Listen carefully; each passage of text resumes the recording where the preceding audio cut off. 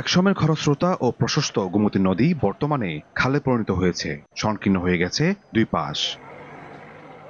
তবে নদীটির দুই তীরে শুরু হয়েছে অবৈধভাবে মাটি কাটা। কুমিল্লা সদর উপজেলার বিবিরবাজার থেকে দাউদকান্দি উপজেলা পর্যন্ত বহমান গোমতীর বিভিন্ন অংশে মাটি কাটার কারণে আবারও হুমকিতে বেড়িবাঁধ। অনেক অংশে নদীগর্ভে চলে গেছে পার্শ্ববর্তী ক্ষেতের ফসল। এছাড়া বসতবাড়ি, দোকানসহ বিভিন্ন স্থাপনা নির্মাণ করে অবৈধভাবে নদীর জায়গা দখল করেছে স্থানীয় প্রভাবশালীরা। এতে ক্ষুব্ধ এলাকাবাসী। মাটি কাটার ফলে আমরা চারদিকে 4টা জমি থাকে, 4টা জমি ভেঙে ফেলছে। অন্য ফসলাদি হইতো, ধান হইতো, এখন মনে করেন যে এইভাবে মনে করেন যে একবার গভীর করে ফেলছে। অবৈধ স্থাপনাটা যাতে বন্ধ করে দেয়, এটা যাতে না করতে পারে। নদীর দুই পারে যারা মানুষ আছেন, আমরা খুব বেশি ক্ষয়ক্ষতির সম্মুখীন হচ্ছি। মাটি কাটা বন্ধ, স্থাপনা উচ্ছেদে শীঘ্রই ব্যবস্থা নেওয়ার আশ্বাস পানি উন্নয়ন বোর্ড ও প্রশাসনের। 242টি অবৈধ স্থাপনার লিস্ট করা হয়েছে। লিস্ট করে আমরা বোর্ডে প্রেরণ করেছি।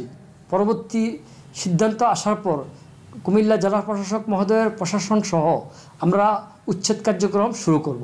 অবৈধভাবে যে মাটি কাটা, সেটার বিরুদ্ধে আমাদের জেলা প্রশাসনের বিজ্ঞ নির্বাহী ম্যাজিস্ট্রেটগণ নিয়মিত ভ্রাম্যমাণ আদালতের কার্যক্রম পরিচালনা করছে। পানি উন্নয়ন বোর্ডের তথ্য মতে গোমতীর তীরে তালিকাভুক্ত 242টি অবৈধ স্থাপনা রয়েছে। তবে জেলা প্রশাসন বলছে অবৈধ দখলদার রয়েছে 779 জন।